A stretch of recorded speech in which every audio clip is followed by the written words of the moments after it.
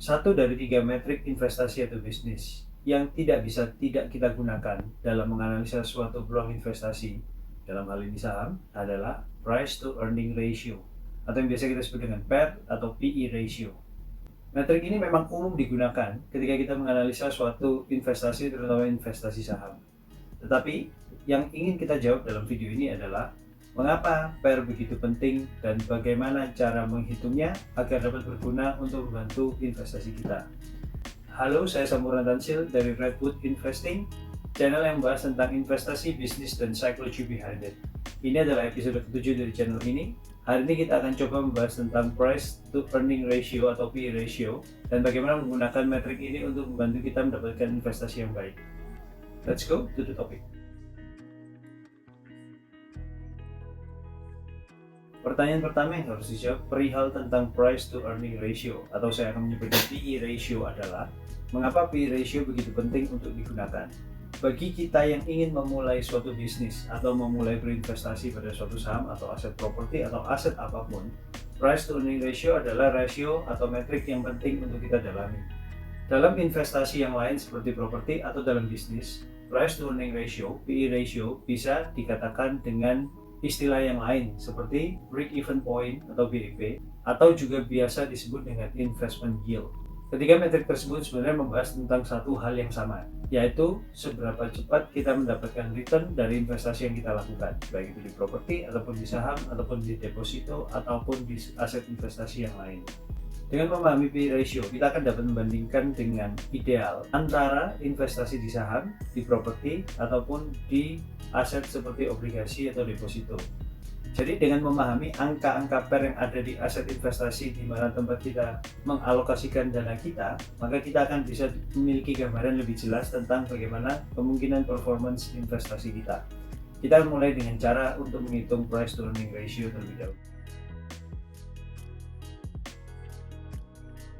Ratio dapat diketahui dengan menggunakan dua cara. Cara yang pertama adalah dengan menggunakan EPS atau earning per share. EPS dapat dihitung dengan membagi net profit suatu perusahaan dalam satu tahun buku dibagi dengan jumlah saham beredar yang ada di perusahaan tersebut.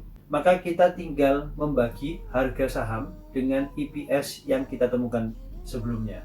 Harga saham dibagi dengan EPS akan menghasilkan price to earning ratio. Kita ambil satu contoh. Saham perusahaan Mayora pada saat video ini dibuat berada di kisaran harga Rp2.500 per lembar sahamnya. Net profit perusahaan tersebut pada tahun buku 2023 adalah Rp3,2 triliun. Jumlah saham beredar perusahaan Mayora adalah sekitar 22 miliar lembar saham. Jadi kita membagi antara net profit 3,2 triliun dengan jumlah lembar saham 22 miliar lembar saham. Kita akan mendapatkan EPS pada angka berkisar antara 150 sampai 160 rupiah per lembar sahamnya. Dan jika kita kembali melihat pada harga saham Mayora yang berada di sekitar Rp2.500 per lembarnya, dan kita memiliki EPS di angka sekitar Rp150 per lembarnya, maka kita mendapatkan price to earning ratio sekitar 16 atau 17 kali.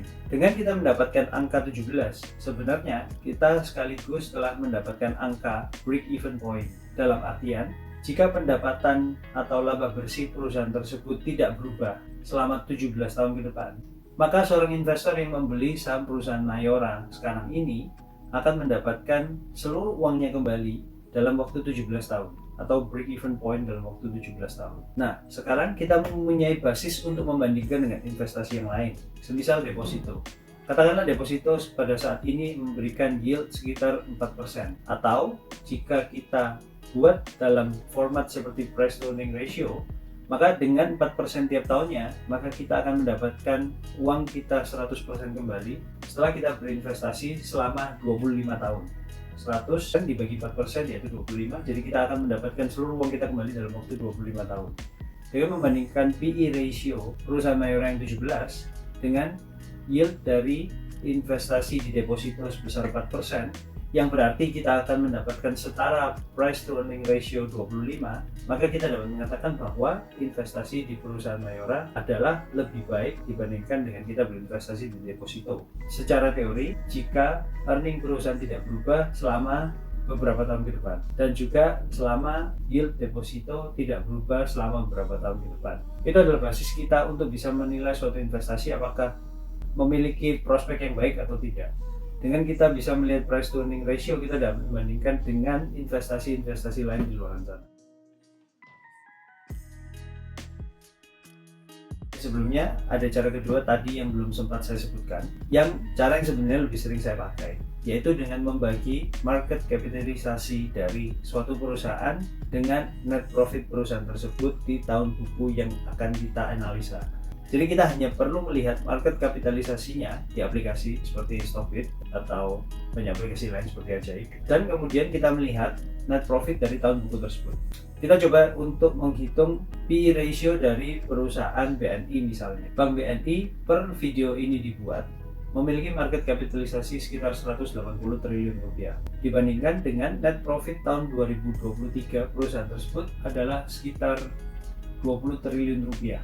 Dengan memiliki market kapitalisasi 180 triliun, kita bisa langsung bagikan dengan net profit tahun 2023, yaitu sekitar 20 triliun tadi, akan menghasilkan price to earning ratio atau P ratio dengan angka 9. Dibandingkan dengan investasi di Mayora tadi, jika hanya melihat angka price to earning ratio, secara teori investasi di BNI akan menghasilkan return yang lebih baik, yaitu angka 9.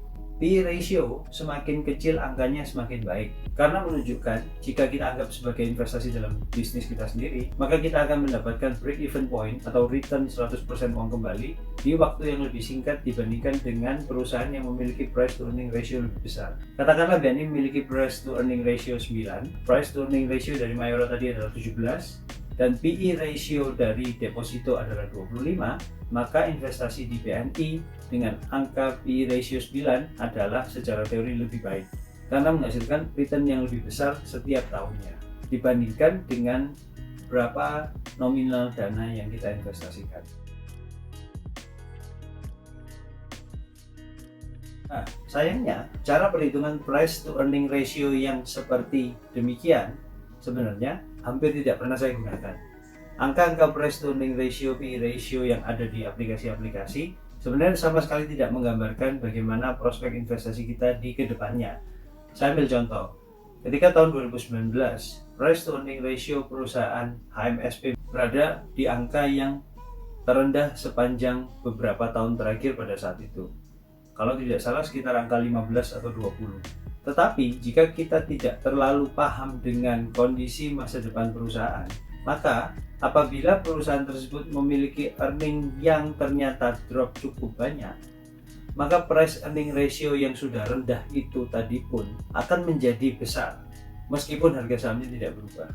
PE ratio dari perusahaan HMSP yang sebelum-sebelumnya selalu berada di angka di atas 20 atau di atas angka 25, yang seharusnya secara teori sudah murah karena telah menyentuh angka 15, dan harga sahamnya terus-menerus turun sejak tahun 2020 sampai dengan saat ini, meskipun PE ratio-nya sebenarnya menjadi lebih kecil. PE ratio yang dihitung hanya dengan menggunakan rumus seperti pada aplikasi tidak akan membantu kita untuk mendapatkan investasi yang baik. Cara untuk menggunakan PE ratio yang terbaik adalah dengan menggunakan future PE ratio, atau beberapa sumber lain menyebut dengan nama forward PE. Lalu bagaimana cara melakukan perhitungan untuk mendapatkan forward PE atau future PE ratio? Pertama, kita menggunakan cara yang benar-benar sama dengan kita menghitung PE ratio sebelumnya, yaitu kita menggunakan harga saham untuk cara yang pertama atau kita menggunakan market capitalization untuk cara yang kedua. Kita coba dengan menggunakan cara yang kedua, yaitu dengan market capitalization dibagi dengan net profit. Perbedaan yang utama adalah net profit yang kita gunakan adalah net profit di masa depan, bukan menggunakan laporan keuangan yang telah diterbitkan oleh perusahaan sampai dengan saat ini. Kita ambil salah satu contohnya adalah perusahaan yang pernah saya beli sahamnya, yaitu ITMG. ITMG adalah perusahaan batubara yang memiliki sifat cyclical, artinya memiliki net profit yang tidak konsisten dari tahun ke tahun. Karakteristik dari perusahaan yang berdagang barang komoditas akan memiliki boom and bust cycle, yaitu terkadang net profitnya sangat besar dan di satu waktu yang lain akan memiliki net profit yang turun, bahkan tidak jarang akan mengalami kerugian. Pada saat saya berinvestasi, market kapitalisasi perusahaan ITMP tersebut ada di angka sekitar 8-10 triliun rupiah. Sedangkan net profitnya sangat kecil sekali, karena pada saat itu komoditas batubara sedang berada di angka yang rendah. Dan kemudian terjadi wabah pandemi. Meskipun di aplikasi saya pernah melihat price to earning ratio berdasarkan perhitungan adalah angkanya 26, which is lebih buruk daripada kita berinvestasi di deposito. Jika kita merasa cukup paham dengan kondisi masa depan perusahaan, maka kita akan dapat memberikan estimasi yang memiliki peluang terjadi yang besar.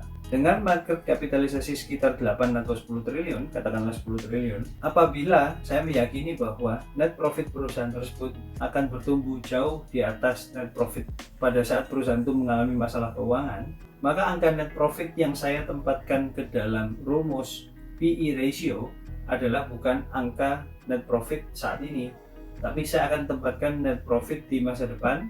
Semisal saya meyakini bahwa sangat besar peluangnya bahwa perusahaan akan memiliki net profit paling tidak sekitar 5 triliun rupiah. Maka dengan saya membeli ITMG di harga sekitar 8-10 ribu, angka tersebut setara dengan market kapitalisasi perusahaan 10 triliun tadi, dan saya ambil net profit masa depan perusahaan atau future earning perusahaan. Saya tidak tempatkan angka yang kecil, tapi saya tempatkan angka 5 triliun tadi, maka saya akan mendapatkan P ratio hanya sekitar 1,5 atau 2. Dan jika kita melihat angka P ratio 1,5 atau 2, itu artinya adalah investasi kita akan menghasilkan return 100% atau kembali balik modal BEP dalam waktu hanya 1,5 atau 2 tahun saja. Itu merupakan investasi yang sangat baik sekali apabila kita benar memprediksi net profitnya di masa depan. Sebaliknya, dengan menggunakan konsep yang sama, kita dapat menggunakan forward PE atau future PE untuk dapat memprediksi bahwa ada saham-saham perusahaan yang sudah terlalu tinggi kenaikannya, sehingga sangat besar peluang bahwa perusahaan tersebut akan mengalami penurunan harga saham yang cukup banyak di masa depan. Saya pernah melihat perusahaan Kimia Farma atau KAEF pernah dijual dengan PE sekitar 1000 atau 1100. Meskipun saya berusaha untuk menaikkan 10 kali dari earning perusahaan di saat itu untuk melakukan perhitungan future PE, maka saya tetap akan mendapatkan future PE perusahaan tersebut adalah angkanya berkisar 100 atau 70. Yang secara teori adalah investasi yang tidak baik. Mengapa? Karena kita membutuhkan waktu 70-100 tahun agar kita dapat break even point dari investasi tersebut. Jadi mulai sekarang kita bisa membiasakan price earning ratio yang kita kalkulasi menggunakan earning di masa depan. Earning di masa depan yang dapat kita yakini peluang terjadinya cukup besar. Dan apabila kita tidak memiliki pandangan seberapa besar kenaikan atau penurunan earning dari suatu perusahaan di masa depan, maka kemungkinan kita tidak cukup paham akan sektor di perusahaan tersebut. Sehingga untuk berinvestasi di perusahaan tersebut, maka akan lebih mirip dengan spekulasi daripada investasi. Nah, sekarang berikutnya, price to earning ratio memang merupakan rasio atau metrik investasi yang saya terus gunakan karena menurut saya sangat berguna, tetapi juga memiliki kelemahan. Saya ambil 3 contoh kondisi di mana price to earning ratio atau P ratio, baik P ratio sekarang maupun P ratio future, itu tidak dapat kita gunakan untuk mengevaluasi suatu saham, apakah sudah murah atau tidak. Kondisi yang pertama adalah kita meragukan kredibilitas dan integritas manajemen.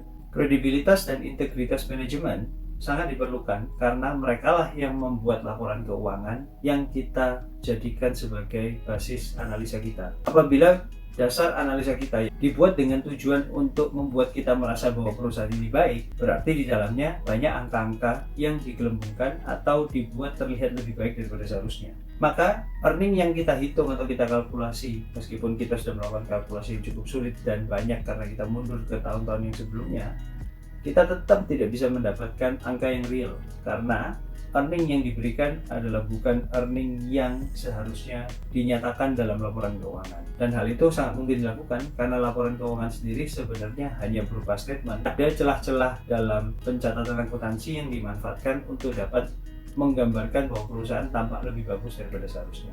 Jadi kredibilitas dan integritas manajemen memegang peranan penting untuk bisa kita percayai earningnya sehingga kita dapat melakukan perhitungan P ratio yang baik. Kondisi yang kedua adalah kita tidak dapat menggunakan P ratio future apabila kita tidak memiliki gambaran tentang bagaimana kondisi earning perusahaan di masa depan. Kita tidak memiliki circle of competence-nya. Contohnya ketika saya tidak merasa terlalu paham dengan dunia konstruksi infrastruktur yang banyak dipegang oleh perusahaan-perusahaan BUMN seperti Waskita, Dikarya, PTPP dan sebagainya, maka saya merasa meskipun saya berusaha memberikan forward PE ratio atau future PE ratio, saya tetap tidak akan mendapatkan angka yang saya sendiri percayai, sehingga saya merasa investasi di sektor-sektor tersebut lebih ke arah spekulasi daripada investasi. Dan satu lagi, poin ketiga, forward PE atau PE ratio tidak terlalu berguna apabila time frame investasinya pendek. Katakanlah day trading ataupun trading di jangka waktu seminggu, 2 minggu, ataupun di bawah sebulan menurut saya cukup pendek. Karena meskipun terkadang PE ratio perusahaan sudah murah, atau kita merasa bahwa PE ratio future-nya juga sudah lebih murah lagi, tetapi tetap market terkadang bisa sangat irasional, sehingga harga sahamnya turun terus dan PE ratio-nya semakin kecil, tetapi PE ratio yang sudah kecil itu tidak dapat membuat saham perusahaan itu naik. PE ratio apabila kita telah menerapkan dan mengaplikasikannya dengan baik sekalipun, tetap membutuhkan waktu agar dapat market mengapresiasi dan akhirnya membuat saham tersebut naik dan kita menjadi profit pada akhirnya nanti. Oke, sekian video untuk hari ini. Semoga dapat membantu kita semua yang ingin dapat berinvestasi dengan lebih baik setiap harinya. Akhir kata, every one of us is an investor, you like it or not. Just be better at least 1% every day. Saya Samuel Tansil dari Redwood Investing. Sampai jumpa di video yang berikutnya.